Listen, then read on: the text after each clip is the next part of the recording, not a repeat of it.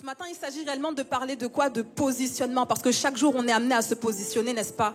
Chaque jour, on est amené à prendre des décisions, à faire des choix.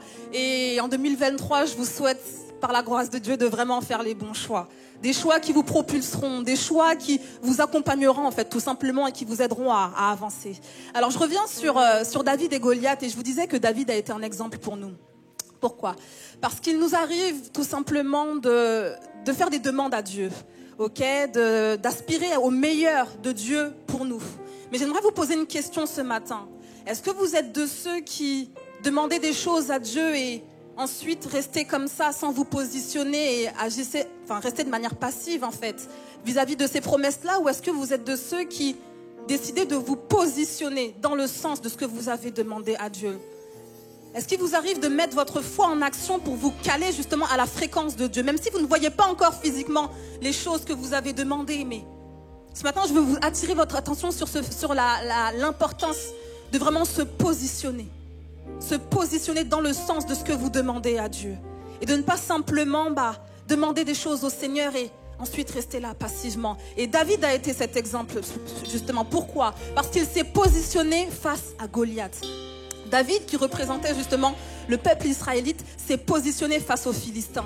Et lorsque justement Goliath est arrivé face aux Israélites pour lui dire « Ok, j'ai besoin d'une personne qui va me combattre, une personne qui est capable de venir face à moi pour pouvoir me combattre, parce que j'ai besoin que le peuple israélite soit assujetti aux Philistins. » Dans la Bible, en 1 Samuel, verset 17, on nous dit que lorsque Goliath s'est présenté face aux Israélites, et bien justement les Israélites se sont reculés parce qu'ils ont été comme éblouis par la posture de Goliath et ils ont eu peur, ils se sont reculés. Mais David, qui était rempli d'un objectif, qui était que les Philistins soient assujettis aux Israélites, il s'est posé, il s'est dit « Me voici, je suis là ». Peut-être que la Bible ne nous le dit pas, mais David, peut-être qu'il était inquiet, peut-être qu'il avait peur. Mais la différence qu'il a fait avec les Israélites, c'est qu'il s'est positionné. Il avait un objectif, il s'est positionné, il a dit « Ok, moi je suis là, moi je vais te combattre. Et au nom de l'Éternel, mon Dieu, même si je ne suis pas aussi fort que toi, même si mon gabarit n'est pas aussi imposant, n'est pas aussi puissant, au nom de l'Éternel des armées, je viens et je me positionne. » Alors mon souhait pour toi ce matin, c'est que tu puisses réaliser l'importance de se positionner. Est-ce que j'ai un peuple qui est prêt à se positionner? Peu importe les peurs que tu peux avoir, peu importe les choses qui t'attendent en 2023, peu importe ce qu'il va se passer, la différence va se trouver dans le fait de se positionner. Amen. Alors est-ce qu'on peut se lever ensemble et commencer à prier en ce sens, demander au Seigneur, Père, pour cette année, pour ce jour, effectivement, sur la base de ce que me dit Kelly, j'ai besoin de me positionner. J'ai envie d'avancer, j'ai envie d'aller plus loin. J'ai envie tout simplement de voir tes promesses pour ma vie se réaliser. Et je me rends compte que je vais devoir me positionner. Peut-être que les années précédentes, je ne me suis pas positionnée de la bonne manière et qu'il a fallu justement réajuster. Mais je prie dans le nom de Jésus que tous autant que nous sommes là ce matin, alléluia, que l'Éternel nous donne la force de nous positionner.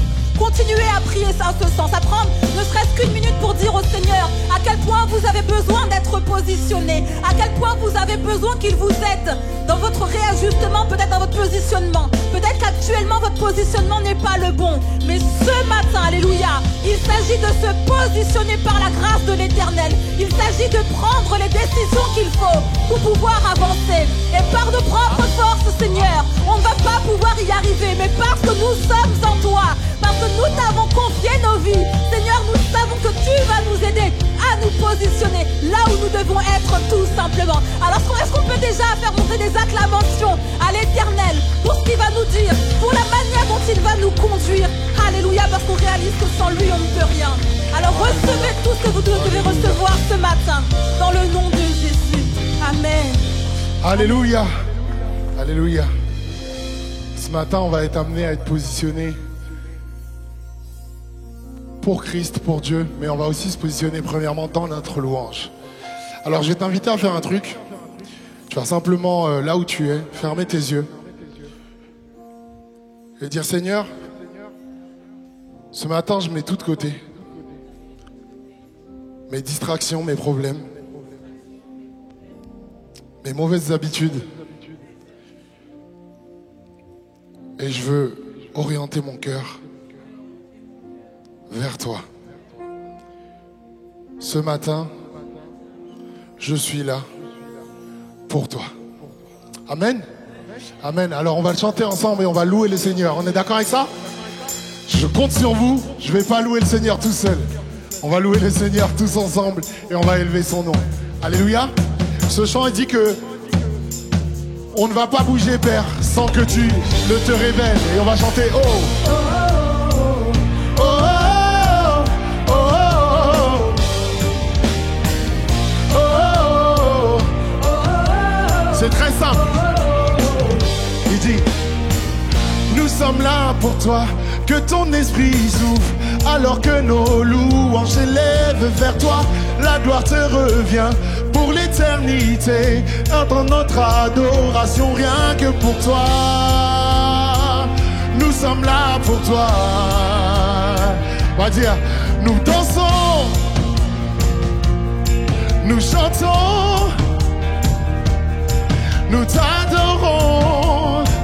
Oui, tu es roi, nous sommes là pour toi. Nous te, alléluia, donnons tout. Oui, tu es digne de louange, nos cœurs sont prêts, Seigneur. Nous sommes là pour toi. Oh, oh, oh, oh. C'est la partie la plus facile. On va dire nous sommes là pour toi. Que ton esprit s'ouvre, alors que nos louanges s'élèvent vers toi. La gloire te revient pour l'éternité. Entends notre adoration rien que pour toi. Nous sommes là pour toi. Nous sommes là pour toi. Pour toi. Pour toi. Pour toi. Pour toi. Hey. Alors on va dire nous dansons. Hey. Nous chantons, nous t'adorons. Nous t'adorons. Tu es roi. Tu es roi. Nous sommes là pour toi. Hey. Nous te donnons tout. Donnons tout. Tu es digne de louange. Tu es digne de louange. Nos cœurs sont pressés. On va le dire, nous dansons. Encore une fois, nous dansons. Hey, nous chantons. Nous t'adorons. Nous t'adorons. Père, mon cœur est fixé vers toi ce matin. Nous sommes là pour toi. Oui, nous te donnons tout. Donnons tout. Tu es digne de louange. Nos cœurs sont pressés. Nous sommes là pour toi. Alléluia. Est-ce qu'il y a du monde qui est là pour Jésus ce matin? Alléluia. Alors on va lui dire, on va lui faire entendre que oui, nous avons soif de toi. Viens Seigneur et révèle-toi. Nous avons, ceux qui sont assoiffés de Dieu ce matin, chantez de toutes vos forces, on y va. Nous avons soif de toi. Viens Seigneur et révèle. Et nous avons soif de toi. Soif de toi. Viens Seigneur et révèle. On va lui dire, nous dansons. Alléluia. Nous chantons, nous chantons, nous t'adorons, nous t'adorons. Tu es roi. Nous sommes là pour toi. Nous te donnons tout. Donnons tout. Tu es digne de louange. Tu es digne de louange. Nos cœurs sont pressés. Nous sommes là pour toi. Nous sommes là pour toi. Oui, nous avons soif de toi. Viens Seigneur et révèle. Nous avons soif de toi. Viens Seigneur et nous avons soif de toi. Alléluia. Viens Seigneur et révèle. Nous avons soif de toi Yahweh. Hey, viens Seigneur et révèle-toi. Seigneur, nous avons besoin de toi. Nous avons Hey, ce matin nous crions à toi, nous avons Oui, nous avons soif de toi, nous avons besoin de toi Yahweh. Besoin Oui, nous avons besoin de toi Jésus.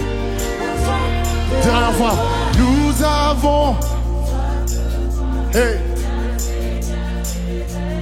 Nous avons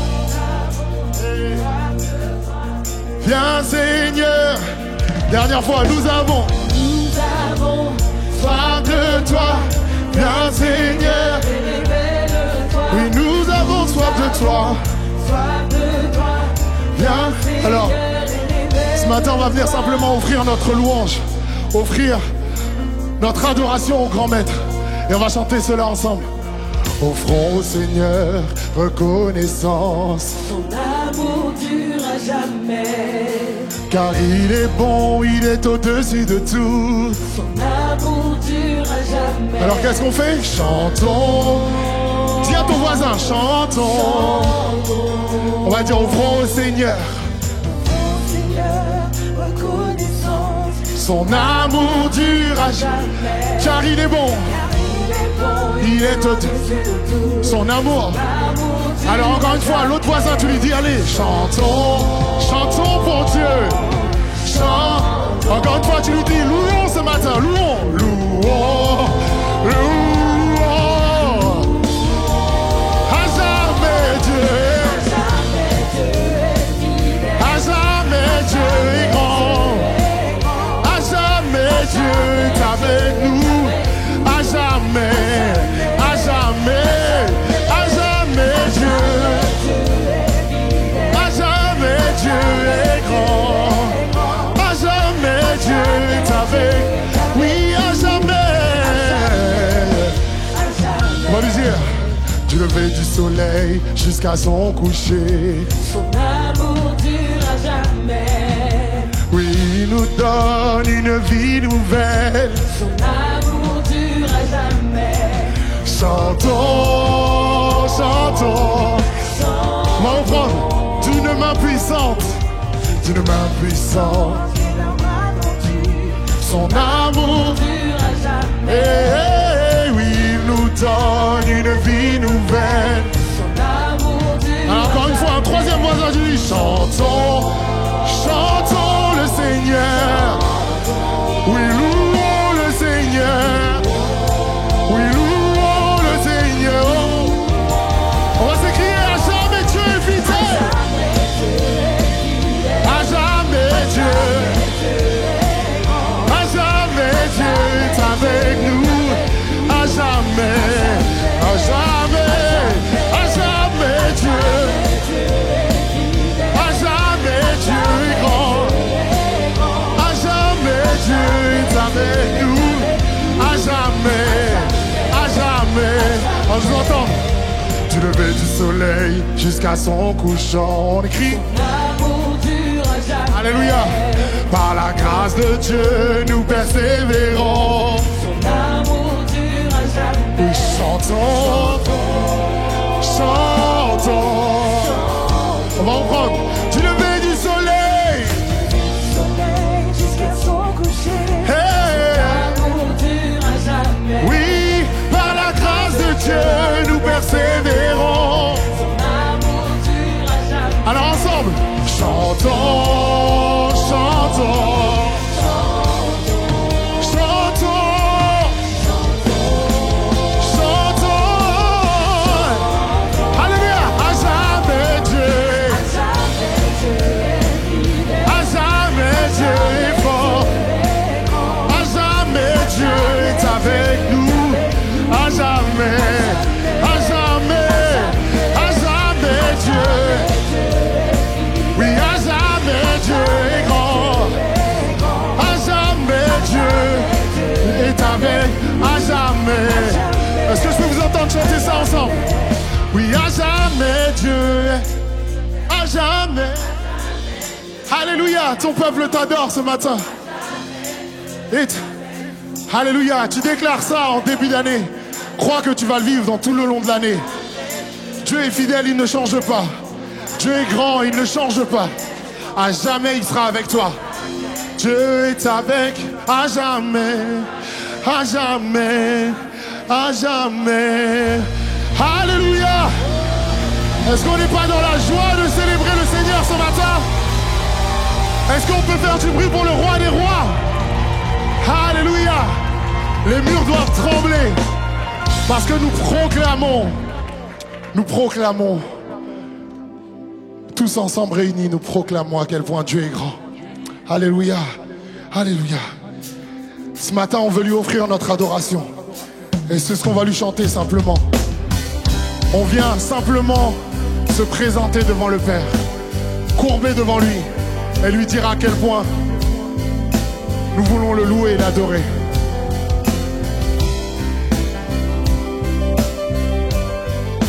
Alléluia.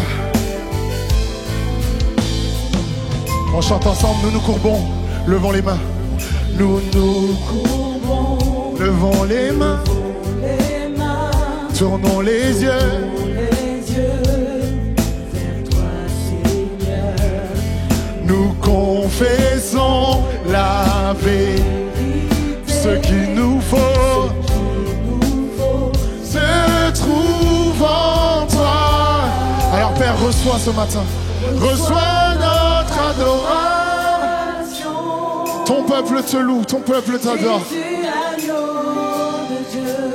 Reçois notre adoration. Oui, tu es merveilleux.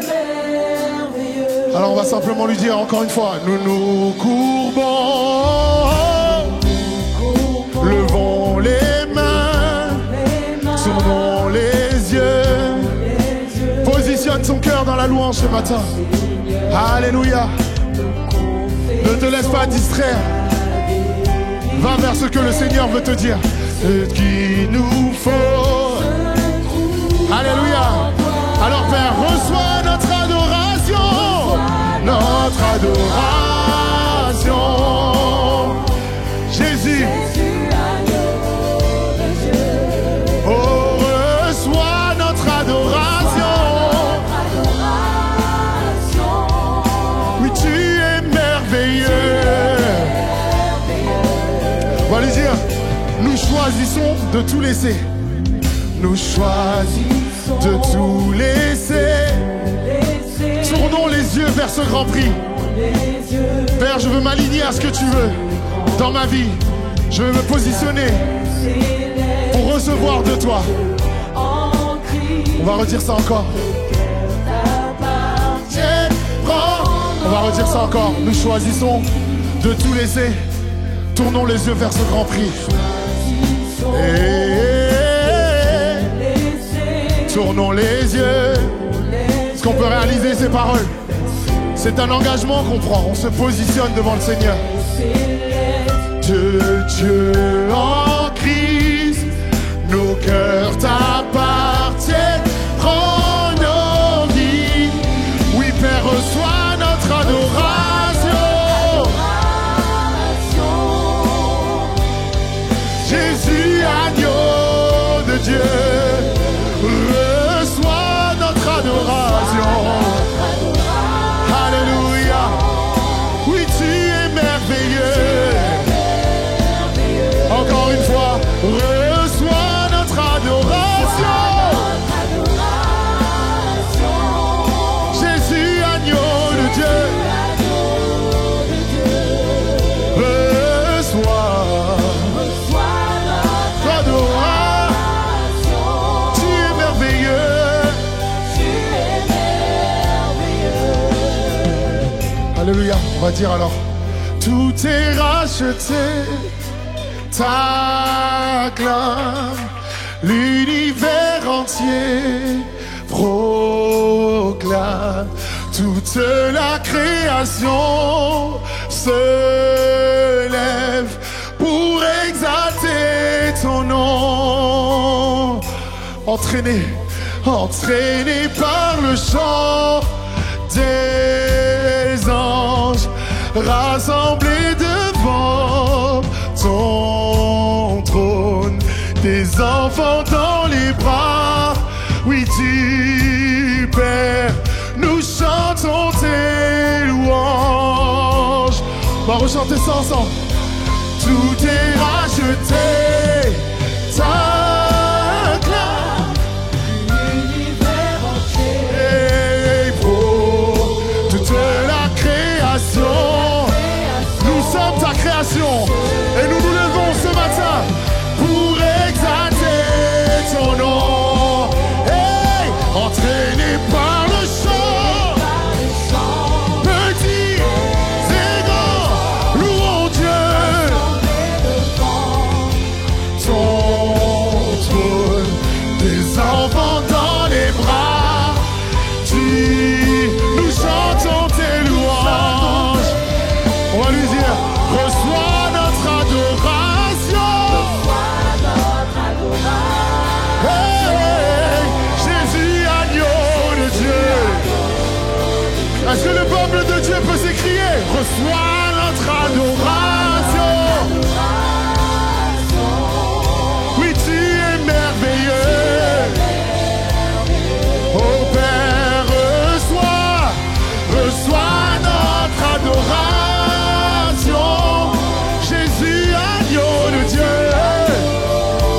Oh, reçois.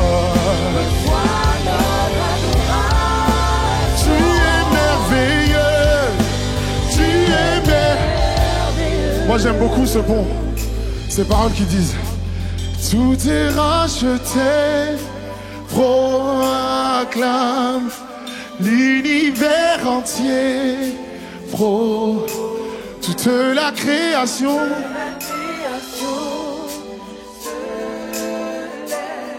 Pour exalter ton nom, entraîné par le chant des anges, rassemblés devant ton trône, des enfants dans les bras du Père, nous chantons tes louanges. Alléluia. Ce matin, nous voulons te louer et te célébrer, Père, pour qui tu es, ce que tu représentes dans nos vies. Mais surtout, on veut que tu puisses voir la posture de nos cœurs. Alors c'est vrai que il est bon de passer des temps dans la louange en tant qu'Église. Et on se rend compte à quel point c'est bon de passer ces temps-là. Mais on s'en rend réellement compte lorsqu'on a plus l'occasion de, par exemple, se rendre à l'église, lorsqu'on ne peut pas effectivement passer des temps de louange comme cela. On se rend réellement compte à quel point c'est précieux. Vous êtes d'accord avec ça? Et en fait, ce qui se passe, c'est que on a pour mauvaise habitude, je pense, dans plein de domaines de nos vies, de ne pas assez considérer ce qu'on a. Et de ne pas assez considérer que la présence de Dieu est précieuse. Alors apprenons à la chérir pendant qu'on a encore l'occasion de le faire. Apprenons à l'apprécier. Apprenons à rentrer pleinement dans la louange pendant qu'on a l'occasion de le faire. Et j'aimerais chanter ce dernier chant qui nous dit que, en fait, Père, j'ai simplement besoin de ton grand amour. Et je veux simplement rester là où j'ai vu ta face, là dans ta présence. Parce que vaut mieux un jour ici que 1000 ailleurs. Alléluia.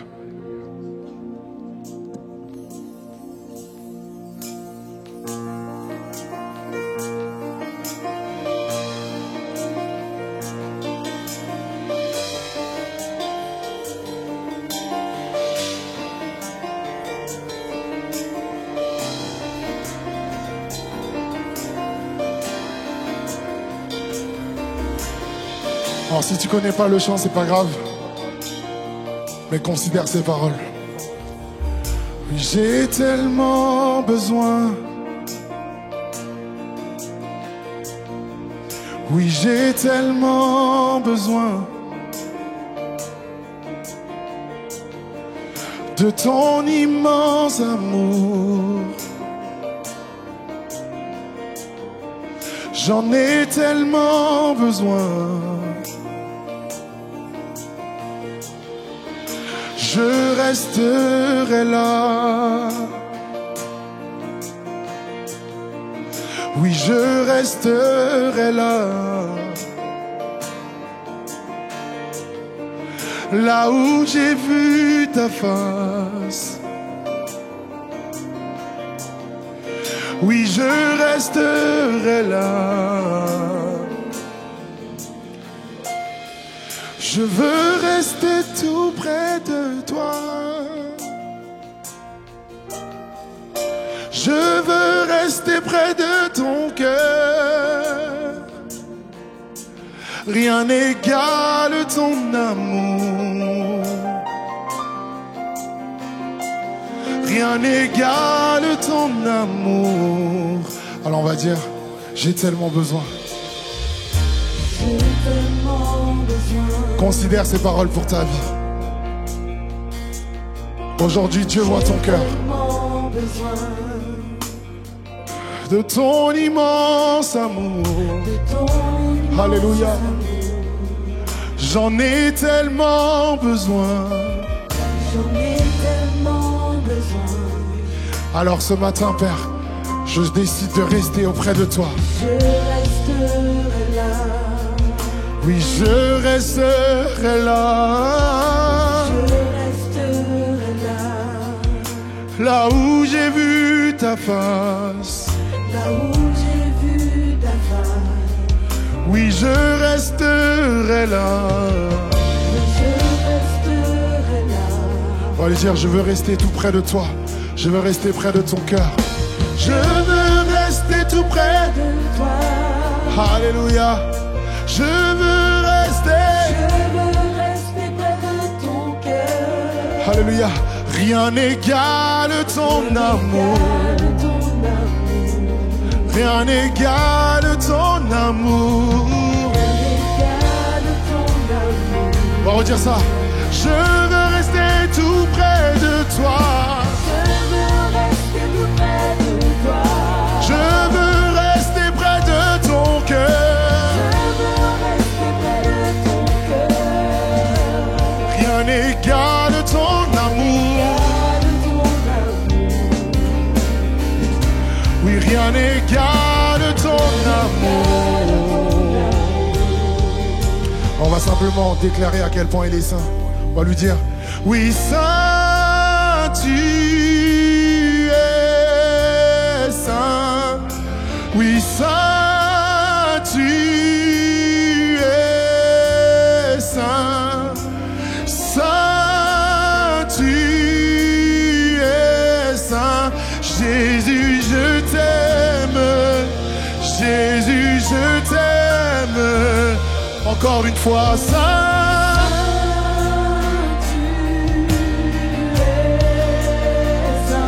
Oui, saint, tu es saint, Yahweh. Saint, tu es saint, Jésus. Jésus, je t'aime. Jésus, je t'aime. On va déclarer, oui, saint, tu es saint. Oh.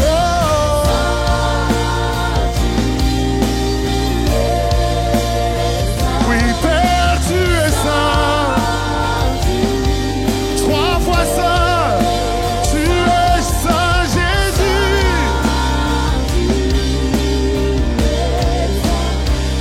Jésus, je t'aime. Hey, Jésus. On va crier. Oh.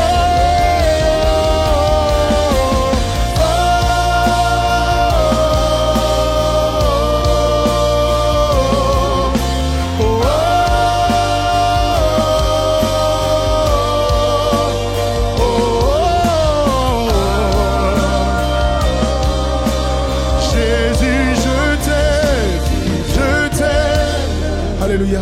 Jésus, on va dire encore une dernière fois, j'ai tellement besoin. Alléluia. Oui, j'ai tellement besoin J'ai tellement besoin de ton immense amour, Jésus. de ton immense amour. J'en ai tellement besoin. J'en ai Prends ce temps pour faire un face à face avec ton Père. Dis-lui, et je resterai là, là où j'ai vu ta face. Je resterai là. Je resterai là. Je resterai là, Là où j'ai vu ta face. là où j'ai vu Alléluia. ta face. Rien ne vaut ta présence. Je resterai là. Oui, je resterai là. Je sais que quelqu'un a besoin d'entendre ça. Et quelqu'un a besoin de dire ce matin à Dieu, j'ai tellement besoin. Alléluia. Oui, j'ai tellement besoin. Rassemble tes forces en ce début d'année et dis-lui, de ton immense amour. J'en ai tellement besoin. Oui, j'ai tellement besoin. Alléluia. J'ai tellement besoin de ta sainte présence, Père, de ton amour, de ton immense amour. Alléluia. J'ai tellement besoin. On va lui dire, je resterai là dans ta présence. Je resterai là. C'est entre toi et ton Père ce matin. Je resterai là où j'ai goûté ta présence, là où j'ai vu ta face, là où tu m'as délivré, là où tu m'as touché. Je resterai là. Oui, je resterai là. J'ai soif de toi, Yahweh. J'ai soif de toi, mon sauveur. J'ai tant besoin de toi, Jésus. Là où tu m'as touché, je resterai. Là où tu m'as rencontré, je resterai, Yahweh. Là où je resterai là. Alléluia. Alléluia.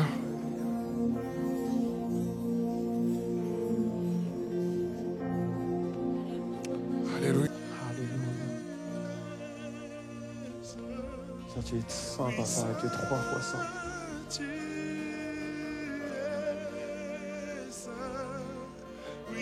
Alléluia. Il y a comme quelqu'un qui a juste besoin d'être rempli ce matin. Je ne sais pas si c'est pour évacuer une tristesse, je ne sais pas si c'est pour évacuer une peur, je ne sais pas si c'est pour évacuer un doute, je ne sais pas si c'est pour évacuer quoi que ce soit dans ta vie, mais ce matin, il y a comme un besoin d'être rempli, visité par Dieu. Et le Seigneur te dit, simplement reste là en fait. Reste là et je te remplirai. Reste là et j'amène l'eau qui te permettra de ne plus avoir soif. Reste là. Reste là comme cette femme samaritaine qui est là près d'un puits. Et les autres passants passaient sans la voir, mais Jésus s'est arrêté. Et je crois qu'il y a quelqu'un qui a besoin de recevoir de la part de Dieu pleinement ce matin. Alléluia. Alléluia. Seigneur, je te reconnaissant pour ta présence. Je te reconnaissant ce matin pour ta présence, Seigneur Jésus.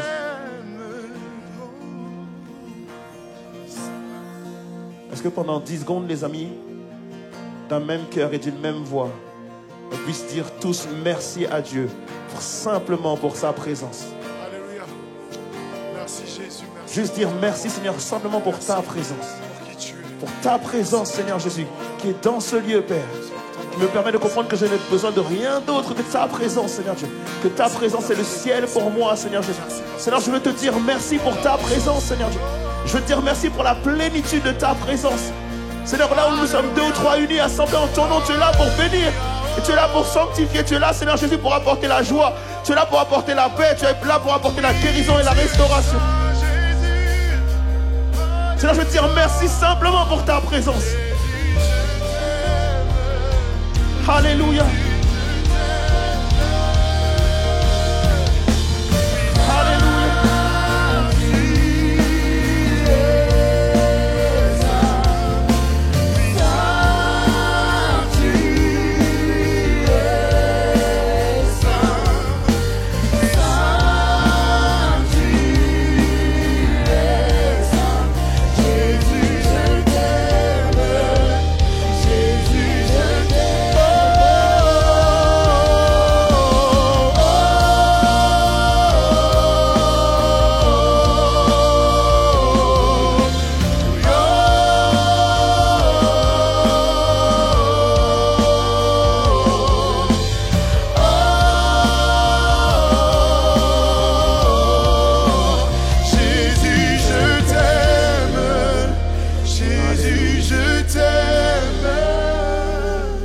y a une seule personne qui est reconnaissante dans cette salle, c'est vraiment d'acclamer Jésus. Alléluia. Est-ce qu'on peut être reconnaissant?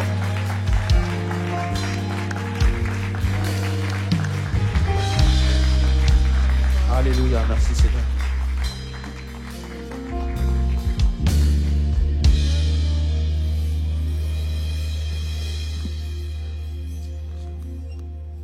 Merci à toute l'équipe de louanges. Est-ce qu'on peut les remercier, s'il vous plaît? Alléluia. Ça va? Est-ce que vous allez bien? Est-ce que vous allez bien? Est-ce que c'est bon d'être dans la présence de Dieu? Amen. La semaine dernière, on avait vu ensemble le fait d'être heureux. On avait vu quoi la semaine dernière? La gratitude ou la reconnaissance. Effectivement. Et on a terminé l'année. Donc du coup, le 31 décembre, on avait eu un événement ici. On a eu pris le temps de prier pour le passage de l'année 2022 à 2023.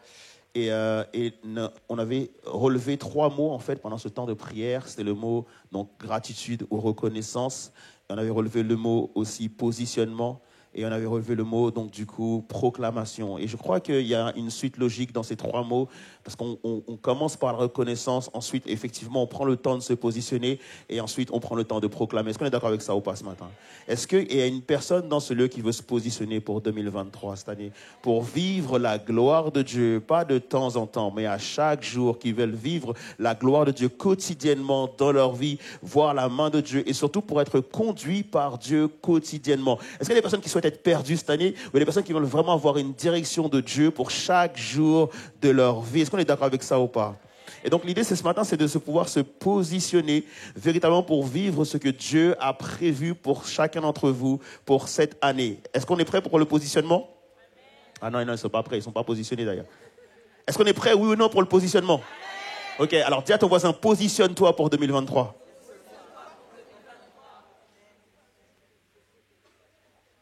Ok, qu'est-ce qu'on entend par se positionner? Positionner, souvent lorsqu'on parle de positionnement, c'est souvent dans le milieu du marketing où on dit vas-y, il faut que tu puisses placer ton produit, il faut que tu puisses te positionner, il faut que tu puisses être en tête.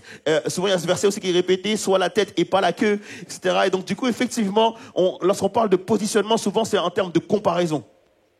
Où est-ce qu'en sont les autres par rapport à moi? Et donc je me positionne par rapport aux autres. Se positionner, ça voudrait dire aussi être compétitif. Est-ce que je suis compétitif? Est-ce que mon CV est bien? Est-ce que ce que je fais c'est bien? Est-ce que mes capacités ont pu augmenter? Est-ce que je peux me positionner par rapport à la société, par rapport au monde du travail, etc., etc. Et si je dis donc pour 2023, prends position, donc on va surtout se dire, il faut que je prenne ma place ou que je défende ma place. Est-ce qu'on est d'accord avec ça ou pas? Et donc du coup, ce n'est pas de ce positionnement que je veux parler ce matin. Dis, c'est bon, pasteur, c'est pas ce positionnement-là. On veut pas parler du monde du travail ou de quoi que ce soit. On veut parler de la position en Christ. Et on veut parler du fait de se positionner pour vivre le royaume de Dieu, se positionner pour rentrer dans son appel, se positionner pour saisir son appel et se positionner pour vivre un réveil. Est-ce qu'il y a quelqu'un qui comprend ce que je veux dire? De vivre un réveil, pas seulement pour une poignée de l'Assemblée, mais vivre le réveil pour toute l'Assemblée Évidence en cette année 2023. Et donc je sais qu'il y a plusieurs prédications de promesses de Dieu qui parlent de ce positionnement. Qui a déjà vécu ce moment où tu vas dans une conférence, 2-3 jours en général, et donc du coup tous les soirs c'est une louange juste extraordinaire et des prédications à couper le souffle, et tu entends ces prédications et forcément tu sors de ces 3 jours en te disant il faut que je me positionne. Ah non, il n'y en a pas beaucoup qui ont vécu ça ici. Et moi, j'aime ces moments. J'aime ces moments parce que c'est extraordinaire. Tu pars soit en retraite spirituelle, tu pars soit dans une conférence ou quoi qu'est-ce, et tu entends la voix de Dieu et littéralement tu rentres chez toi, tu es bouillant comme jamais et tu dis Seigneur, il faut absolument que je me positionne pour vivre la gloire de Dieu. Ces moments-là sont juste waouh. Et si tu n'as jamais été dans une conférence de ta vie, je t'invite, dès que tu entends parler d'une conférence, passer 3 jours dans la présence de Dieu, tu vis forcément quelque chose d'extraordinaire. Et moi, j'aime ça, je suis désireux de ça. Je ne sais pas pour vous, mais si Dieu me laisse encore sur la terre, c'est pour vivre sa gloire. C'est pas juste pour entendre parler de sa gloire. C'est pas pour juste simplement lire des bouquins sur la gloire de Dieu. C'est pas simplement pour lire les histoires de Paul, de Jacques, de Jean, de Pierre, de Matthieu, etc. Mais c'est pour littéralement en 2023 vivre le ciel sur la terre, vivre la gloire de Dieu. Et donc c'est pour ça que je prends position, parce que je veux vivre tout ce que Dieu a prévu pour moi cette année. Et je crois que définitivement il faut le faire. Qui veut voir un mouvement de Dieu? Positionne-toi. Qui veut vivre le royaume? Positionne-toi. Qui ne veut plus tourner en rond? Positionne-toi. Qui ne veut plus vivre des cycles? Positionne-toi. Qui veut améliorer ses relations? Positionne-toi. Qui veut changer l'atmosphère de sa maison, de son travail, de partout où il va? Positionne-toi. Qui veut avoir une meilleure vie de couple? Positionne-toi cette année. C'est super important de se positionner. Ok? Maintenant que j'ai dit tout ça, je vais t'annoncer quelque chose de super important. Ok? Dis à ton voisin, le positionnement ne suffit pas. T'imagines, c'est la plus mauvaise pub depuis que le monde est monde, de parler autant de positionnement et de te dire après que ça ne suffit pas. Le positionnement ne suffit pas. Tout le monde veut être positionné, on est d'accord? Ok? Mais le positionnement ne suffit pas. Si je dis à tout le monde maintenant, on va se lever, on va se positionner, on va prier, on va déclarer, on est tous prêts à le faire. Mais cependant, le positionnement ne suffit pas. Je me rappelle, l'année dernière, j'avais pris un petit boulot le matin, tôt le matin, et il s'agissait de décharger en fait des camions et du coup en fait décharger des colis donc des camions. Et ce qui se passe, c'est que lorsque je suis arrivé le premier jour dans ce boulot, ils m'ont donné une feuille et il y avait plusieurs positions qui étaient et postures pardon. Et cette feuille, c'était justement la liste des gestes et postures à prendre pour ne pas se blesser. Et donc du coup, dans toutes les gestes et postures, on t'apprenait justement comment saisir le carton, si le carton était trop lourd, il fallait le porter à deux, etc. Et tous ces gestes-là, en fait, n'étaient nécessaires à ce que tu ne te blesses pas. En d'autres termes, je peux prendre la position de soulever le carton, mais si je n'adopte pas la bonne posture, je me blesse. Ok ? Il y a une personne qui m'a dit un jour qu'il connaissait une personne qui était capable de soulever 100 kilos et qui s'est blessée juste en prenant un stylo. Parce que pendant plusieurs années, en fait, il avait soulevé ces 100 kilos de la mauvaise manière et un jour, juste en prenant un stylo, il s'est blessé. Il y a des personnes il y en a qui travaillent ici devant un poste informatique, qui travaillent devant un ordinateur. Ok? Est-ce que vous n'avez pas dans votre travail, justement, la manière de bien se tenir devant le poste informatique? Parce que si tu te positionnes mal, à force, tu risques d'avoir une douleur quelque part, particulièrement à l'épaule ou à l'avant-bras, parce qu'à force de taper ou d'être sur ta souris, effectivement, de répéter le mauvais geste plusieurs fois conduit à un moment donné soit une fatigue du muscle et finalement, tu viens à te blesser. En d'autres termes, effectivement, on se rend compte que on peut avoir la bonne position sans avoir la bonne posture. Tu peux être positionné, par exemple au volet, tu peux être bien positionné pour recevoir la balle et la balle vient effectivement vers toi, donc tu as la bonne position. Mais pour bien réceptionner la balle, il faut avoir la bonne posture.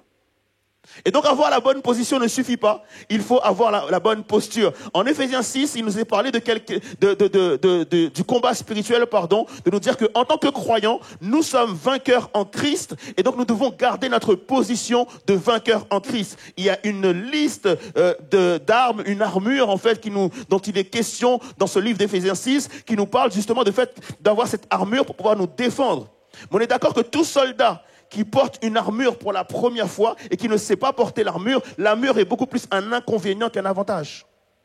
En d'autres termes, tu peux avoir la bonne position, mais cependant, il faut pouvoir être capable d'adopter les bonnes postures pour pouvoir vivre ce que Dieu a prévu pour toi. La position ne suffit pas, il faut la bonne posture. Dis ça à ton voisin, s'il te plaît.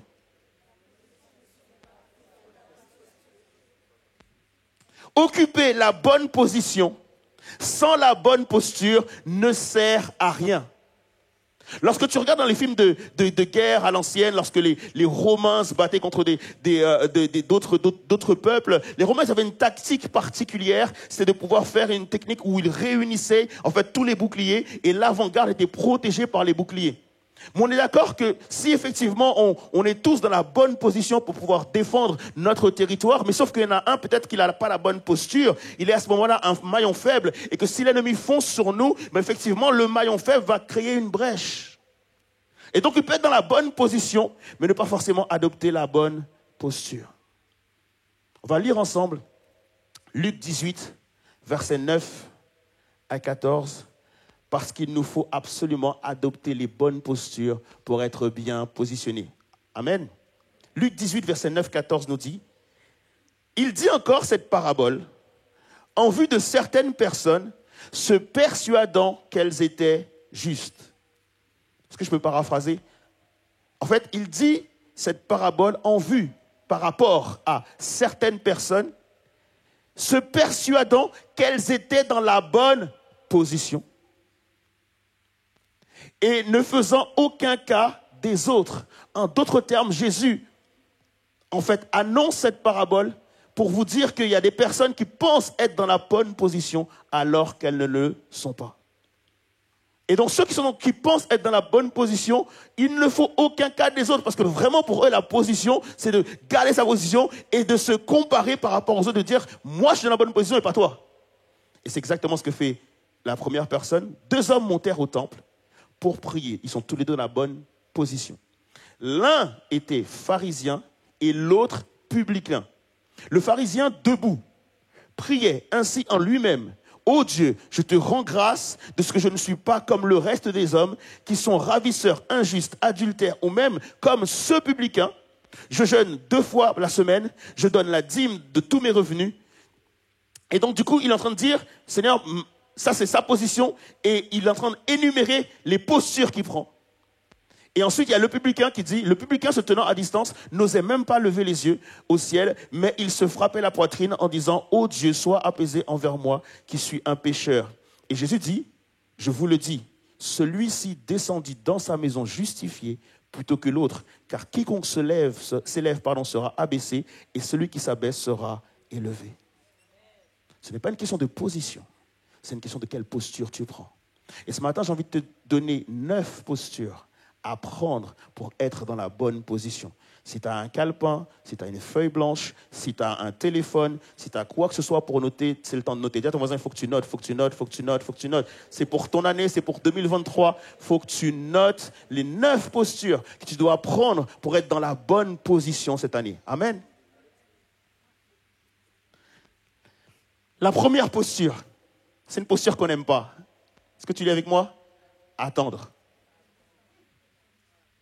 C'est la posture que moi-même personnellement j'ai du mal avec ça, ok? Mais c'est une posture extrêmement importante spirituellement parlant. Parce que effectivement, on est dans une société de consommation et la société de consommation dans laquelle nous sommes nous met en difficulté par rapport au fait d'attendre. Est-ce que tu te rends compte que toutes les nouvelles technologies aujourd'hui ont un seul but, accélérer les choses? Ok? Et toutes les nouvelles technologies aussi nous permettent de pouvoir recevoir sans attendre, ou sans trop attendre, ou aller beaucoup plus vite. Est-ce qu'il y a des Uber Eats consommateurs ici? Il y en a qui disent Alléluia même pour Uber Eats. Waouh! Parce qu'on n'aime pas attendre. Mais cependant, l'attente est quelque chose de super important et signifie quelque chose de beaucoup plus grand pour Dieu. En fait, Dieu considère le fait que tu attendes comme quelqu'un en fait qui a tellement confiance en Dieu que tu es rendu capable d'attendre. L'attente en fait c'est de dire Seigneur, je sais que tu fais toutes choses bonnes en ton temps. Et je suis capable d'attendre, Seigneur, que tu puisses m'apporter la délivrance que tu as prévue pour moi. Et c'est pour cela que Jésus-Christ, lorsqu'il va laisser les disciples, la première leçon qu'il leur donne, la première posture qu'il leur donne, il leur dit « Attendez-moi à la chambre haute ». Attendez le Saint-Esprit à la chambre haute. Réunissez-vous là-bas et priez tous les jours, tous les jours, tous les soirs. Et priez là-bas et vous allez voir, un jour, le Saint-Esprit va venir sur vous. Ils sont 500 au moment où Jésus dit ça. Ils ne sont plus que 120 lorsque le Saint-Esprit vient. En d'autres termes, Jésus leur fait comprendre que le fait d'attendre ne doit pas produire le découragement, les amis. Le fait d'attendre doit produire en nous encore plus de désir.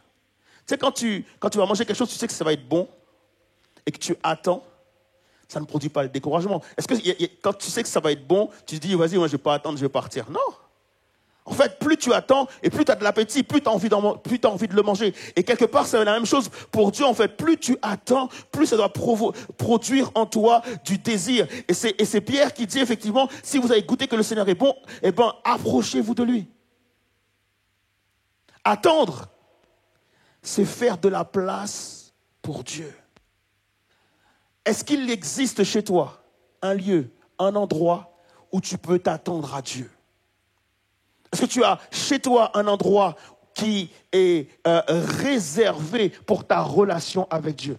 Est-ce que tu fais de la place pour la présence de Dieu? Est-ce que tu as un endroit où tu es seul? Un endroit où tu te dis, je ne vais pas y aller avec mon téléphone, je ne vais pas y aller avec quelque chose qui va me distraire, mais ce sera un tête-à-tête avec Dieu. Et je veux prendre du temps avec Dieu. Attendre, en fait, c'est aller à un endroit où le temps s'arrête. Et le plus important devient du coup la personne de Dieu. Est-ce qu'on est d'accord avec ça ou pas? Important de pouvoir avoir un lieu d'attente, avoir chez toi ta propre chambre haute. Deuxième posture, être assoiffé. La deuxième posture, c'est en fait la posture de celui qui a soif de Dieu, de celui qui a besoin de Dieu, de celui qui est en mode, Seigneur, si c'est pas toi, je veux personne d'autre. Seigneur, j'ai tellement besoin de toi. Comme on l'a chanté tout à l'heure, j'ai tellement besoin de toi. La posture de la personne qui est assoiffée, elle est représentée dans la parole de Dieu par la personne souvent de Bartimée. Rappelez de Bartimée? Ok, Bartimée, il est aveugle, il a besoin de Jésus. Et à côté de ça, il y a un autre groupe de personnes, ce sont les disciples. Et Bartimée, à un moment donné, crie à Jésus. Et lorsqu'il crie à Jésus, les disciples vont lui dire, mais arrête d'importuner le maître. Et Bartimée va crier à nouveau. Et il ne va jamais se taire. En fait, il est en train de faire comprendre aux disciples, j'ai tellement besoin de lui que rien ni personne ne pourra m'empêcher d'aller jusqu'à lui. Et c'est ça en fait, personne ne pourra me détourner de mon objectif. J'ai tellement soif de Dieu, j'ai tellement besoin de Dieu que ce n'est plus une option. J'ai besoin de Dieu. Si ça n'arrive pas, si tu ne viens pas, Seigneur, si je ne suis pas dans ta présence, ici et maintenant, il n'y a plus rien qui est important, j'ai besoin de ta présence. Est-ce que vous pensez qu'on pourrait être une église qui effectivement, lorsqu'on vient le dimanche matin, qu'on puisse dire, Seigneur, en fait, si nous sommes réunis ici, le seul but, le seul objectif, c'est d'être dans ta présence. Et tant que ta présence ne sera pas là, tant que ta présence ne sera pas palpable, il n'y a rien ni personne qui pourrait m'empêcher de rentrer dans ta présence. Et donc du coup, même si mon voisin ou ma voisine est dérangé par mon chant, ou dérangé par mon cri, ou dérangé par un geste que je peux faire, c'est pas mon souci parce qu'il devrait comprendre qu'on est tous les deux venus chercher la présence de Dieu.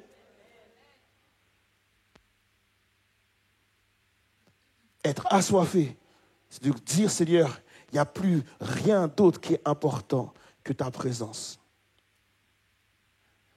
Troisième posture. Les pleurs, les amis. Troisième posture, les pleurs. Tellement soif de Dieu que lorsque la présence de Dieu est là, que tu en pleures. Tellement soif de Dieu que lorsque tu sens sa présence, les larmes coulent.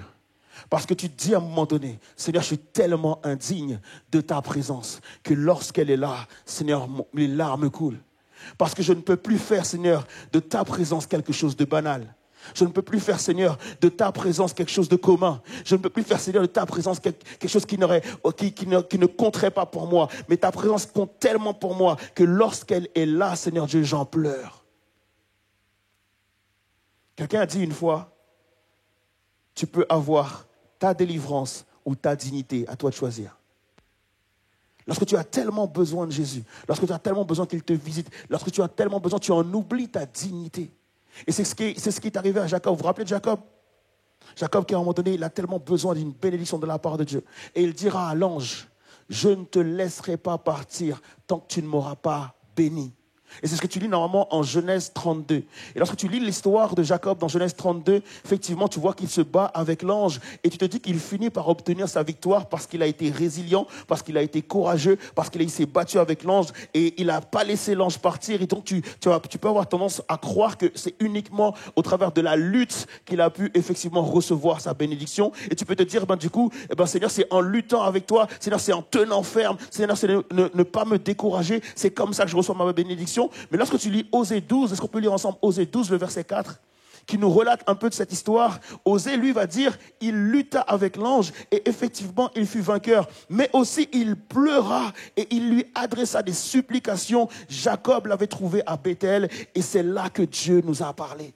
En d'autres termes, Osée est en train de nous dire, oui, il a lutté avec l'ange, mais il y a aussi eu des larmes, il y a aussi eu des pleurs, il y a aussi eu des supplications. C'est pas avec ses forces, mais c'est vraiment avec ses pleurs et ses supplications. En fait, il a fini à un moment donné par supplier Dieu. Et le combat, quand tu crois que c'est un combat de force, était en réalité un combat de pleurs et de supplication. Est-ce qu'il y a des gens au milieu de vous qui sont déjà allés à chercher Dieu et à en avoir les larmes qui coulent? Alors Seigneur, j'ai tellement besoin de toi, j'ai tellement besoin de ta présence, j'ai tellement besoin que tu sois là. Ma vie est sans dessus dessous sans toi, ma vie est chaotique sans toi. Il n'y a rien qui marche, il n'y a rien qui fonctionne, il n'y a rien qui va de l'avant. Je tourne en rond, j'ai l'impression, Seigneur, d'être enchaîné, j'ai l'impression de ne jamais y arriver. Et là, ce matin, je ne me déplacerai pas tant que je ne serai pas rentrer dans ta présence parce que j'ai besoin de ta présence. Et je pense aussi que on a besoin vraiment de goûter à la présence de Dieu. Et lorsque tu goûtes vraiment à cette présence de Dieu, effectivement, les larmes t'en coûtent et il faut chercher cette présence de Dieu. J'ai envie de dire à quelqu'un ce matin, et j'aimerais le dire à moi-même aussi, en fait, si tu n'as pas soif de la présence de Dieu, c'est que tu n'es pas encore allé assez loin dans la présence de Dieu. En réalité, en fait, lorsque tu vas dans la présence de Dieu, et à un moment donné où tu goûtes à la présence de Dieu, c'est tellement bon que forcément ça te pousse à vouloir aller plus loin dans la présence de Dieu. C'est tellement bon que tu as envie de vivre cet instant le plus souvent possible. Et je crois que si effectivement, on n'est pas dans cette attente, on n'est pas dans ce désir de chercher la présence de Dieu, c'est parce qu'on n'est pas encore allé assez loin dans la présence de Dieu. Et j'aimerais voir une personne ce matin prendre cette décision, prendre cette position, de dire, Seigneur, en 2023, je veux aller encore plus loin dans ta présence. Je veux encore expérimenter plus ta présence. Je veux qu'elle soit palpable à chaque jour et que je veux pouvoir quotidiennement être dans ta présence. Est-ce qu'il y a des personnes qui souffrent de cycles? Je ne voudrais pas te demander de lever la main, mais cependant, si tu souffres vraiment de cycles et que tu as l'impression en fait, que ta vie stagne, tu as l'impression que tes projets ne se réalisent pas, tu as l'impression que tes projets n'avancent pas, j'ai envie de te dire, ce n'est pas dû à ton positionnement sur Instagram, ce n'est pas dû à ton positionnement sur le marché, ce n'est pas dû aux finances que tu n'as ou que tu n'as pas, ce n'est pas dû à ça, c'est dû au fait que tu n'es pas encore allé assez en profondeur dans la présence de Dieu. Parce que lorsque tu vas en profondeur dans la présence de Dieu, il y a des choses qui te sont révélées et tu ne peux pas les connaître en fait sans être allé profondément dans la présence de Dieu. Je crois que pour ton projet, pour ton entreprise, pour quoi que ce soit que tu veux mettre en place, Dieu, il a une parole pour toi. Dieu, il a une révélation pour toi. Dieu veut te dire quelque chose. Mais pour cela, il faut que tu ailles en profondeur dans sa présence. Pour que tu comprennes effectivement que Dieu veut te parler. Mais il veut parler à ceux qui sont capables d'aller le chercher. La Bible dit que frappez et l'on vous ouvrira, cherchez et vous trouverez, pourvu que vous cherchez de tout votre cœur, qu'il y ait des larmes, qu'il y ait des pleurs, que ça puisse vous coûter d'aller chercher la présence de Dieu et de dire, Seigneur, cette année, j'ai besoin de révélation, j'ai besoin de paroles, j'ai besoin de choses qui font que je vais aller en profondeur dans ta présence. Est-ce qu'il y a des personnes qui veulent aller en profondeur dans la présence de Dieu ce matin? Quatrième posture, je crois. Celle-là, vous la connaissez tous. La prière. En fait, lorsque tu lis la parole de Dieu, il n'y a pas de trace dans l'histoire d'un mouvement de Dieu sans que la prière en soit la base. En fait, tu peux lire toute la Bible. Il n'y a pas un endroit où tu trouveras que Dieu a bougé, où Dieu s'est levé, où Dieu a étendu la main, où Dieu a changé les circonstances, ou changé l'atmosphère, sans qu'il n'y ait pas une prière en amont. Et il faut que tu comprennes en fait que tous les mouvements de Dieu en fait, l'élément déclencheur, c'est la prière. Et donc, lorsque tu pries, effectivement, le mouvement de Dieu se déclenche. Et ce qui se passe, c'est que, je ne sais pas si tu te rappelles du prophète Ésaïe, Ésaïe chapitre 6, à un moment donné, Ésaïe prie, et il dit que, pendant qu'il prie, il voit en fait le Seigneur assis sur le trône. Et il dit que les pans de sa robe envahissaient, remplissaient le temple.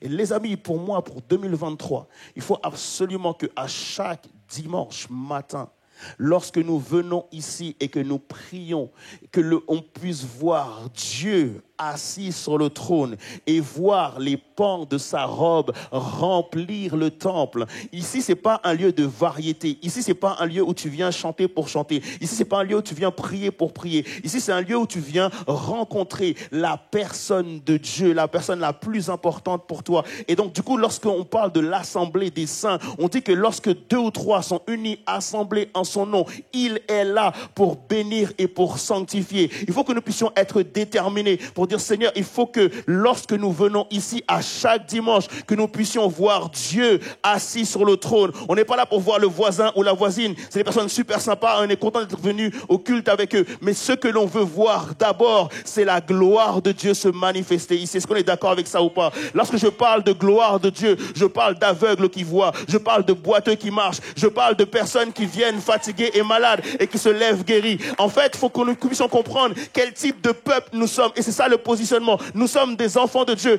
Et les enfants de Dieu doivent vivre la gloire de Dieu. La prière. Lorsque Ésaïe voit ça, il se met à prier. Et il dit, Seigneur, je ne veux pas que ce soit uniquement moi qui puisse voir ça. Mais je veux que tout le peuple vive la gloire de Dieu. Et c'est ça qui est super important. Lorsque tu viens dans la présence de Dieu, si nous sommes ici assemblés, ce n'est pas pour que je prie pour moi. Dans ce cas-là, j'ai qu'à rester chez moi. Mais lorsque je viens ici et que je loue avec toi, mon but, c'est de prier pour dire, Seigneur, ce que je vois, il faut qu'il le voie aussi.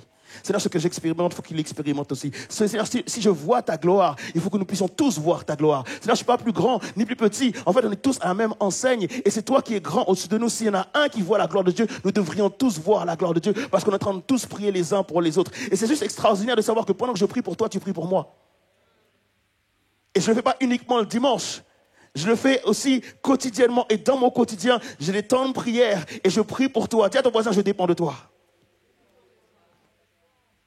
Je dépends de ta prière, je dépends de ton dévouement, je dépends du fait qu'effectivement, le matin, tu te lèves et tu pries. Et je sais que dans ta prière, mon nom est cité. Et si je reçois quelconque bénédiction dans ma vie, un jour, je sais que c'est parce que justement, j'ai des frères et des sœurs qui prennent le temps de prier pour moi.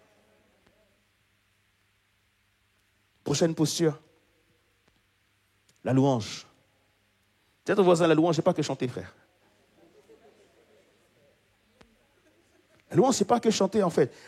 La louange, en réalité, le chant, c'est une des expressions de la louange. Okay? Mais la louange, c'est celui qui se dit, Seigneur, là maintenant, je vais créer une atmosphère pour que, littéralement, les anges du ciel puissent monter et descendre. Je vais créer une atmosphère où, littéralement, en fait, la gloire de Dieu pourra se manifester. La Bible dit une chose, c'est que Dieu habite dans la louange de son peuple. Et lorsque nous sommes ensemble réunis, nous louons Dieu. Je ne loue pas Dieu simplement en chant, mais je loue Dieu lorsque je te dis bon courage mon frère. Je loue Dieu lorsque je te dis là ce matin c'est pour toi et moi dans la présence de Dieu. Lorsque je t'encourage, lorsque je te bénis, lorsque je prends de mon argent pour te bénir, lorsque je partage mon bien avec toi, lorsque je partage mon bien à un prochain, à quiconque, même une personne que je ne connais pas, en fait je suis en train de louer. Et lorsque nous le louons en chant et que nous exprimons en fait notre louange, on doit se dire Seigneur, là on est en train de créer un pont entre le ciel et la terre. On n'est pas juste en train de chanter. On est en train de créer un pont entre le ciel et la terre. Et c'est pour ça que ici, la devise de chaque adorateur, c'est de dire, Seigneur, nous te louons parce que des vies en dépendent. En d'autres termes, c'est pendant que je loue, en fait, tu es en train d'agir. Pendant que je loue, tu es en train de bouger. Et j'ai envie de vous dire, les amis, et ça c'est une révélation que j'ai reçue de la part de Dieu, Dieu veut cette année bouger. Dieu veut, dis à ton voisin, hey, Dieu veut bouger en fait. Dieu veut te montrer qui il est. Dieu veut te montrer sa gloire. Dieu veut se manifester au milieu de toi. Dieu veut que tu puisses voir des choses que tu n'as jamais vues, des choses que tu n'as jamais entendues, des choses que tu n'as jamais fait. Dieu veut t'amener plus loin et Dieu veut bouger cette année et il attend que le peuple de Dieu le loue comme jamais pour bouger. Il nous dit que Dieu habite dans la louange de son peuple et il nous dit que Jésus-Christ est le lion de la tribu de Juda. En d'autres termes, Jésus-Christ est le lion de la tribu de la louange et lorsque il y a la louange quelque part, Jésus-Christ rugit. Lorsqu'il y a de la louange quelque part, Jésus-Christ parle. Lorsqu'il y a de la louange quelque part, Jésus-Christ guérit. Lorsqu'il y a de la louange quelque part, Jésus-Christ sauve. Si tu veux voir la gloire de Dieu, expérimente Dieu dans ta louange. Est-ce qu'on est d'accord avec ça ou pas? Et c'est pour ça que je dis que c'était super important. Et là, je reviens dessus par rapport à ça. Lorsque tu viens dans la présence de Dieu, commence par être reconnaissant avant de commencer par la louange. En d'autres termes, tu ne peux plus te permettre d'être en retard. Dis à ton voisin, je ne peux plus être en retard. Parce que je comprends en fait qu'il y a un temps de reconnaissance. La louange commence à 11h30. Donc je dois pouvoir être là au moins à 11h25 pour pouvoir commencer à être dans la reconnaissance avant que la louange commence. Est-ce qu'on peut prendre une décision, les amis, pour 2023 et se dire, Seigneur, c'est plus possible d'être en retard à l'église. Je dois venir avant l'heure pour être reconnaissant avant de louer.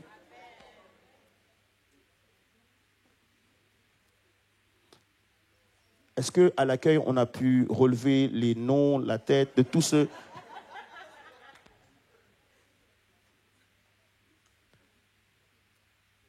Prochaine posture.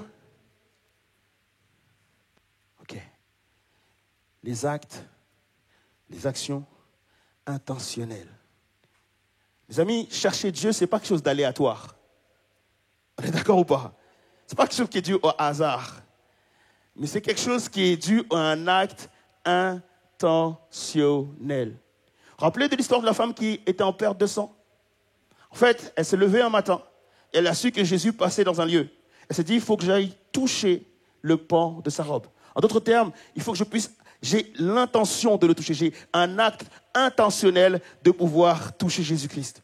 Et effectivement, elle arrive sur le lieu et Jésus, il y a une foule autour de lui et à un moment donné, effectivement, elle va toucher le pan de sa robe. À ce moment-là, Jésus va dire, quelqu'un m'a touché. Et les disciples vont lui dire, mais oui, depuis tout à l'heure, il y a des gens qui te touchent. En fait, Jésus il dit, non, je ne suis pas en train de vous dire que quelqu'un s'est frotté à moi. Je suis en train de vous dire que quelqu'un m'a touché intentionnellement. En d'autres termes, ce qu'il veut nous faire comprendre, c'est que lorsque nous sommes dans la louange et que Jésus est là et que la présence de Dieu est palpable, il ne veut pas voir des chrétiens qui se frottent à la personne de Dieu. Mais voir des chrétiens qui vont toucher la personne de Dieu. En d'autres termes, ça veut dire qu'il y a des gestes, il y a des postures à prendre qui vont nous permettre de toucher la personne de Dieu. Est-ce que pendant que tu loues le Seigneur, est-ce que le Saint-Esprit te parle? C'est ma question en fait. Est-ce que tu es spectateur de la louange ou est-ce que tu es acteur de la louange? Est-ce que le Saint-Esprit te parle et te dit maintenant c'est le moment de te mettre à genoux. Maintenant c'est le moment de lever les mains. Maintenant c'est le moment de marcher dans la salle. Maintenant c'est le moment de te déplacer. Maintenant c'est le moment de crier à Dieu. Maintenant c'est le moment de... Il y a des larmes qui vont couler. En fait, il y a un ressenti qui est spirituel dans la louange où Dieu te pousse à faire des actions que tu n'as pas l'habitude de faire parce qu'il y a la présence de Dieu qui est palpable et le Saint-Esprit me parle. Est-ce que le Saint-Esprit vous parle lorsque vous louez le Seigneur?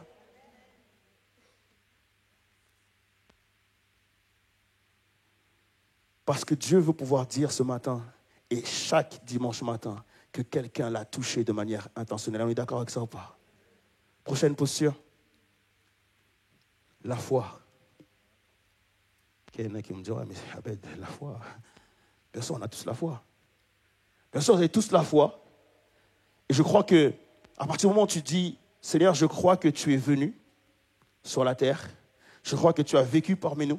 Je crois que tu es mort pour mes péchés, pour le pardon de mes fautes. Je crois que tu es ressuscité. Je crois que tu es monté au ciel. J'ai la foi. Et personne ne pourra vous retirer le fait que vous ayez la foi. Alors de quoi je parle lorsque je parle de la foi? Donc, ce que je suis en train de dire, c'est que oui, tu as la foi, mais qu'en est-il lorsque tu es malade? Oui, tu as la foi, qu'en est-il lorsque tu as un problème financier? Oui, tu as la foi, qu'en est-il lorsque tu dois oser faire quelque chose? En d'autres termes, je suis en train de parler de cette foi-là. Il est dit dans la Bible, en fait, que si vous avez la foi comme un grain de s'élever, ben, tu diras à cette montagne de se déplacer, elle se déplacera. En d'autres temps, Jésus est en train de dire qu'il y a une foi pour déplacer les montagnes. Il y a une foi pour croire que Jésus-Christ est sauveur, mais il y a une foi pour déplacer les montagnes. Et donc du coup, il est en train de parler de cette foi-là. Est-ce que tu as cette foi-là? Et pour avoir cette foi, je ne peux pas avoir cette foi si je viens à l'église de temps en temps. Je ne peux pas avoir cette foi si je prie de temps en temps. Je ne peux pas avoir cette foi si je loue de temps en temps. Je ne peux pas avoir cette foi s'il n'y a pas une atmosphère de louange quotidienne dans ma vie. Je suis en train de te dire, tu ne peux pas te lever du jour au lendemain et avoir cette foi-là. C'est effectivement tu n'as pas le temps de prier. C'est effectivement tu n'as pas le temps de louer Dieu. Lorsque je vais te demander d'agir par la foi, tu ne pourras pas. Et en fait, il est question de personnes qui vont quotidiennement mettre le genou à terre, de personnes qui vont quotidiennement chercher Dieu, de personnes qui vont quotidiennement prier, des personnes qui vont quotidiennement être dans la louange, des personnes qui vont quotidiennement expérimenter Dieu. Et lorsque ces personnes-là, je leur dirais, aie la foi pour la maladie, ils vont avoir la foi pour la maladie. Et donc les amis, c'est important de cultiver ces postures, parce que lorsque tu auras besoin d'avoir la foi, il ne faudra pas que tu sois en mode recul, parce que justement, tu n'as pas l'habitude de cultiver ces postures. Prochaine posture, ça c'est celle qui est la préférée de Dieu. Dis à ton voisin, celle-ci c'est la préférée de Dieu. Ok? Être obéissant. En fait, c'est la préférée de Dieu, et pour celle-là, il n'y a pas de compromis. Il n'y a pas de compromis pour dire, ah Seigneur, tu as vu, là je ne peux pas obéir, t'inquiète demain. En fait, il n'y a pas de compromis par rapport à ça. En réalité, Dieu il est en train de dire que tu devrais m'obéir tous les jours, tout le temps. Pourquoi? Parce qu'en fait, l'obéissance est connectée à la fidélité de Dieu. Et tu ne peux pas dire que Dieu t'a été infidèle un jour. Donc, tu ne peux pas te dire, je peux être infidèle un jour. L'obéissance est connectée à la fidélité de Dieu. Et c'est pour ça que Dieu dit que l'obéissance vaut mieux que le sacrifice. Parce que je suis fidèle en tout temps. Je suis fidèle à chaque instant. Regarde-toi, tu respires tout le temps. Ta santé, elle est là. Tu ne peux pas me dire que je ne suis pas fidèle. Alors je te demande, en réponse à ma fidélité, d'être obéissant. Dernière posture. Et du coup, celle-ci, elle va un petit peu avec l'obéissance au cas où tu ne serais pas obéissant.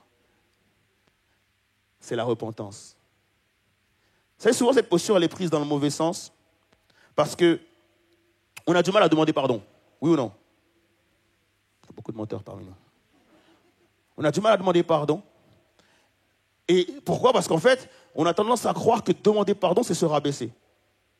Surtout si, au moment où je demande pardon, tu vois la personne qui te regarde un peu comme ça. Et toi, tu demandes pardon et puis vas-y, continue. Et donc, c'est vrai qu'on a du mal, effectivement, à demander pardon. Mais ce n'est pas comme ça que Dieu voit la repentance. En fait, la repentance, pour Dieu, c'est une invitation. Parce qu'il te dit que tant que tu ne viens pas faire acte de repentance, tu t'éloignes de moi. Et c'est ce que David dit, il dit que tant que je n'ai pas demandé pardon, j'avais le sentiment que la culpabilité était en train de m'écraser. J'avais le sentiment d'être tellement loin de Dieu, d'être sale, de ne pas être pur, etc. Et plus tu prends du temps à demander pardon, plus tu as ce sentiment d'être éloigné de Dieu. Et puis tu as ce sentiment que Dieu, du coup, est loin de toi. Et justement, Dieu te dit que, écoute, la seule manière pour toi de sentir que je suis véritablement là avec toi, c'est de te repentir. Et donc, du coup, c'est une invitation. Et Dieu n'est pas hautain pour te regarder de haut, de quoi que ce soit. Non, c'est de dire que je t'invite effectivement à te repentir pour pouvoir regagner effectivement ta place. Un peu comme le fils prodigue, où effectivement il se dit, ah, j'ai perdu ma place, j'ai perdu ma position. Et il comprend qu'il doit y avoir une repentance dans son cœur. Et lorsqu'il y a cette repentance dans son cœur, il se dit, alors je dois retourner chez mon père et accepter d'avoir juste un rôle de serviteur. Mais son père lui fait comprendre, parce que le père représente la personne de Dieu, il lui fait comprendre, en fait, non, c'était ça en fait que j'attendais juste que tu fasses, que tu puisses te repentir. Et il l'accueille à nouveau dans ses bras. Super important, les amis, de comprendre toutes ces postures. Parce que ces postures sont des postures de disposition intérieure qui vont manifester, qui vont révéler quelque chose d'extérieur. Et c'est vrai que Jésus dit, lorsque tu pries, enferme-toi dans ta chambre. Et ce que tu partages avec ton Père dans ta chambre sera révélé à l'extérieur. Le positionnement, les amis, c'est ce que tout le monde veut. Mais on oublie l'importance des postures. On oublie l'importance de travailler les postures. En réalité, la position, c'est le statut. La posture, c'est le cœur. Les disciples vont dire à Jésus, écoute, Seigneur, on veut avoir telle position dans le royaume, on veut avoir telle position parmi les autres. Et Jésus ne va pas leur dire, il va pas leur refuser la position. Il va simplement leur dire, mais est-ce que vous en avez le cœur? Est-ce que vous serez capable de pouvoir garder cette position? David, pareil, à un moment donné, on lui révèle une position, on lui dit, écoute, tu seras roi. Et c'est la position qui lui est révélée. Mais pendant toutes ces années, avant qu'il devienne roi, Dieu va travailler la posture. Parce que ce que Dieu veut pour toi cette année, c'est que non seulement tu prennes une position, mais que tu puisses garder la position. Et c'est pour ça que les postures sont importantes, à ce que quotidiennement tu puisses les prendre pour pouvoir garder la position. Pourquoi on se positionne cette année? On va lire ensemble un roi, chapitre 8, versets 57 à 61. Est-ce qu'il y a une personne dans ce lieu qui veut se positionner cette année? Est-ce qu'il y a une personne qui veut voir la gloire de Dieu cette année? Ok, vous pourrez regarder la position assise alors. Est-ce qu'on peut se lever ensemble? Alléluia. Alléluia. Dis à ton voisin, prépare-toi à prier, prépare-toi à prier, prépare-toi à prier. Prépare-toi à prier, prépare-toi à prier, prépare-toi à prier. Répète-lui, prépare-toi à prier, prépare-toi à prier, prépare ton cœur. Prépare ton cœur, prépare-toi à te positionner. Prépare-toi à prendre position.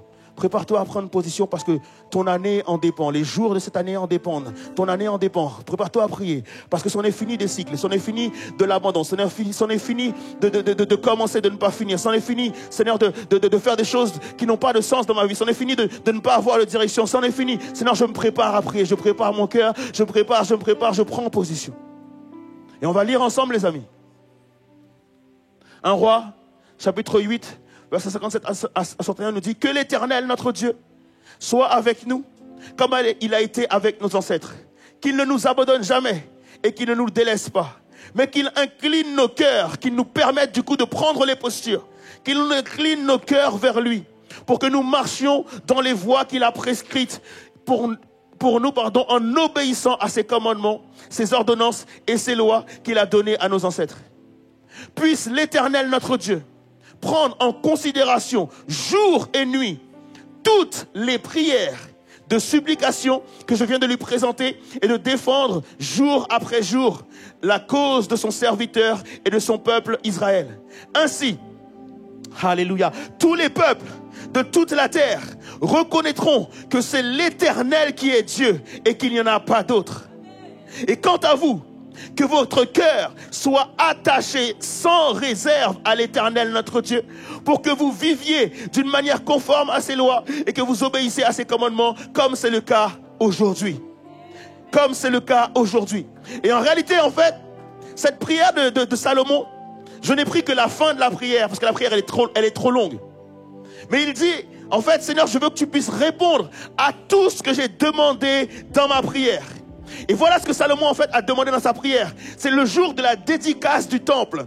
Et il dit à Dieu, écoute, tu vois ce temple que l'on veut de faire pour toi, que l'on veut de construire pour toi. En d'autres termes, est-ce que tu vois cette église, Seigneur? Est-ce que tu vois cette assemblée? Est-ce que tu vois toutes ces personnes qui sont là et qui sont dédiées, qui veulent dédicacer leur vie à toi, Seigneur Dieu, et qui veulent que leur vie soit un témoignage? Alors il commence à prier, il dit, Seigneur, si quelqu'un est malade, et qu'il rentre ici dans ce temple et que l'assemblée, Seigneur, qui prie pour lui dans le nom de Jésus, que cette personne puisse repartir guérie.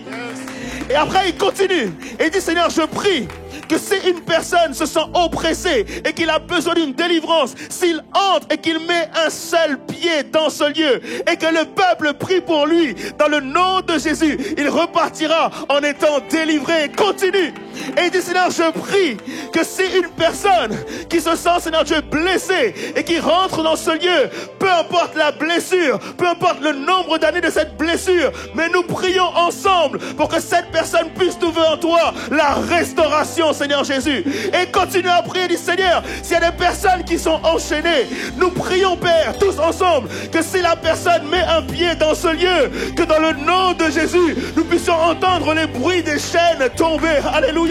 Et continue à prier et dit, Seigneur, s'il y a une personne qui n'arrive pas à avoir des enfants, nous prions ensemble afin que dans les 9 prochains mois, on puisse entendre des cris d'enfants, Seigneur Dieu, dans ce lieu, dans cette église. Et continue à prier. Amen, Et dit, amen, Seigneur, amen. s'il y a des personnes qui ont des problèmes au niveau des finances, nous déclarons de nouvelles entreprises qui seront ouvertes dans le nom de Jésus-Christ. Il prie, il dit, Seigneur, que tous les besoins de toutes les personnes qui viennent dans ce lieu, que tu puisses rencontrer ces besoins et qu'ils repartent, Seigneur Dieu, en étant libres. Est-ce qu'on croit, les amis, en 2023 pour l'Église, évidence Amen, que amen, le Seigneur amen, va pouvoir amen. se manifester.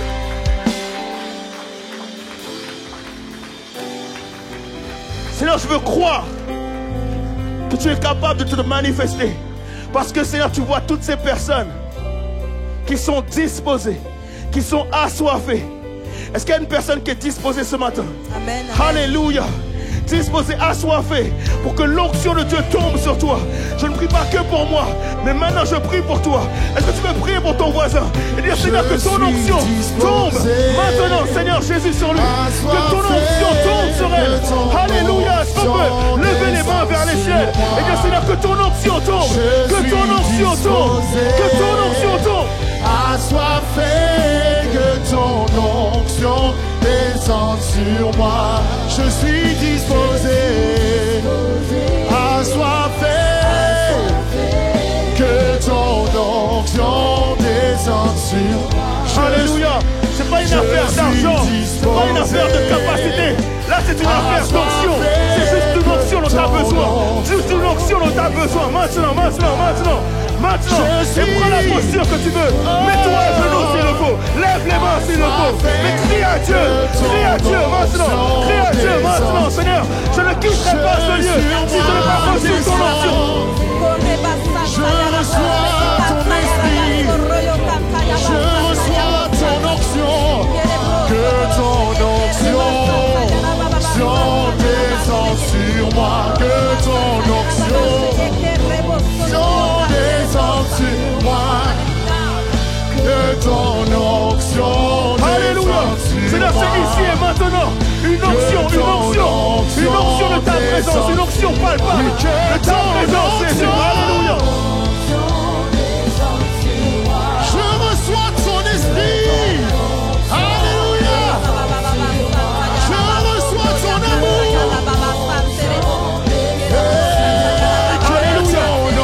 Alléluia. Une onction, Jésus, une onction.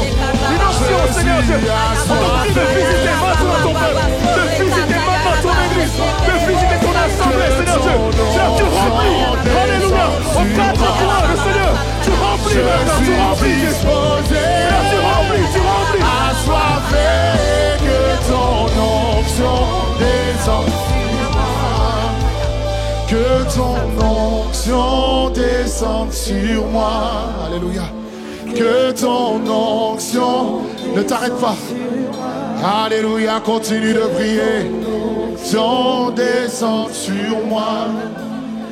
Que ton onction descende. Alléluia, prends ce temps.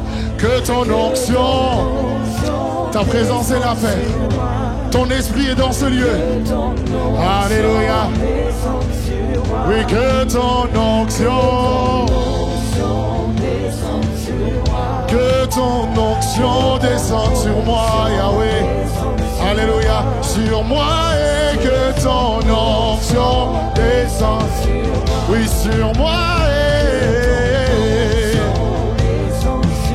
oui, que ton onction, l'onction de ton esprit, ta main surnaturelle, ton esprit descend sur. Que ton onction, alléluia, que ton onction, que ton onction, que ton onction. On va dire une dernière fois. Je suis disposé, je suis disposé, assoiffé, que ton onction descende. Alléluia, sur moi. alléluia, alléluia. Qu'une onction particulière descende sur le peuple de Dieu maintenant. Dans le nom de Jésus, une onction particulière pour attendre les promesses de Dieu dans le nom de Jésus. Reçois cette onction particulière pour Alléluia. te tenir dans la prière d'une manière Alléluia. persévérante dans le nom de Jésus. Reçois une onction particulière qui va te propulser en 2023 dans le nom de Jésus. Reçois une onction particulière qui va te permettre d'accomplir des choses que tu n'as jamais accomplies jusqu'ici dans le nom de Jésus. Reçois une onction particulière que tu vas pouvoir déverser sur ta famille, sur tes amis, sur ton entourage, dans ton environnement, dans le nom puissant de Jésus. Reçois une onction particulière qui va t'amener dans les profondeurs, dans le nom Alléluia. de Jésus. Reçois une onction particulière pour guérir les malades, dans le nom de Jésus. Reçois une onction particulière pour prêcher, dans le nom de Jésus. Reçois une onction particulière pour prophétiser, dans le nom de Jésus. Reçois une onction particulière pour enseigner la parole de Dieu, dans le nom de Jésus. Reçois une onction particulière ce matin pour être dans l'action, dans le nom puissant de Jésus. Amen. Amen. Amen. Amen. Amen. Amen. Amen. Amen. Qu'il en soit ainsi. Amen. Qu'il en soit ainsi. Amen. Qu'il en soit ainsi. Amen. Qu'il en soit ainsi. Amen. Qu'il en soit ainsi. Amen. Si tu pries en langue, mets-toi à prier en langue maintenant parce que ce moment n'est pas terminé. Si tu sais prier en langue, mets-toi à prier en langue maintenant dans le nom de Jésus parce que ce temps n'est pas terminé. Korema santa ya rabashai karada santa. Keremo santa ya rabashai karaba santa ya. Continue, continue, ne te lasse pas de prier. Ne te lasse pas de prier parce qu'on a prié pour pouvoir prier de manière persévérante. Ne t'arrête pas de prier. Korema santa ya ramashai kanta. Koreba santa ya karabashata.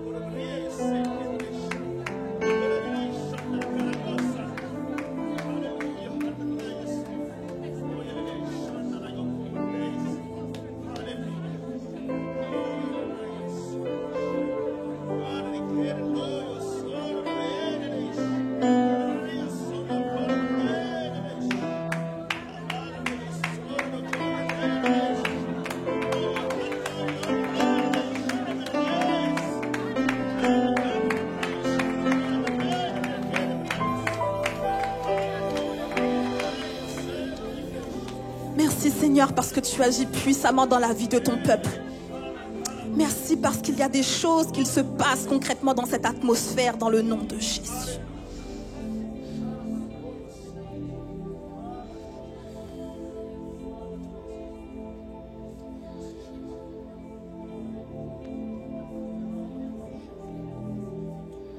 Merci Seigneur. Merci Seigneur. Merci Seigneur parce que ton peuple a pu relâcher tout ce qu'il devait relâcher dans ta présence. Et Seigneur, c'est à toi que nous remettons toutes ces choses maintenant parce que cela ne dépend pas de nous mais dépend de toi. Tu as fait ta part, alors laisse le Seigneur maintenant faire sa part. Mais ne te lasse pas de persévérer dans la dimension où tu opères maintenant. Ne te lasse pas, ça continue à la maison, ça continue au travail. Prends position, positionne-toi parce que c'est clairement ce dont tu vas avoir besoin cette année. Positionne-toi, positionne-toi. Cette parole n'est pas juste pour une personne, mais pour toutes les personnes présentes en ce lieu. Alléluia, Évidence Home, cette parole est pour toi. Positionne-toi sur ton travail, positionne-toi dans ta famille, positionne-toi dans tes relations parce que c'est ce qui va déterminer le déroulement de ton année. Dans le nom de Jésus. Merci Père parce que tu nous accompagnes. Et nous savons que dans ce chemin, nous ne sommes pas seuls. Mais tu nous permets de nous positionner en tout temps. À chaque instant, à chaque moment. Et si dans mon lieu de travail, je dois fléchir le genou, Seigneur, pour implorer ton nom, Père, je le ferai dans le nom de Jésus. Si dans ma famille qui n'est pas convertie, Je dois me mettre à genoux et fléchir le genou devant toi, Seigneur. Je veux déclarer que je le ferai. Au nom de Jésus, je n'ai plus à me cacher. Je n'ai plus à me cacher. Je n'ai plus à me cacher. Je n'ai plus à me cacher. En 2023, je n'ai plus à me cacher. Au mois de janvier, je n'ai plus à me cacher. Au mois de février, je n'ai plus à me cacher. Au mois de mars, je n'ai plus à me cacher. Alléluia. Au mois d'avril, je ne me cacherai pas non plus dans le nom de Jésus. Au mois de mai, je ne me cacherai pas dans le nom de Jésus. Au mois de juin, je ne me cacherai pas dans le nom de Jésus. Au mois de juillet, alléluia. Au mois d'août, septembre, octobre, novembre, décembre 2023, je ne me cacherai plus dans le nom de Jésus. Amen. Est-ce qu'on peut acclamer le Seigneur pour tout ce qu'il dit? À toi revient toute la gloire, Seigneur. Dans le nom de Jésus. Ouais, à toi la gloire, Seigneur. À toi la gloire, à toi la louange. À toi la puissance, à toi la louange. À toi la louange, à toi la louange. À toi la louange, à toi la louange, Seigneur. À toi la louange. Et on te dit merci. Merci. Merci, Père, pour tout ce que tu as déposé, tout ce que tu vas faire encore dans le nom de Jésus. Amen. Amen. Je vous invite à prendre place.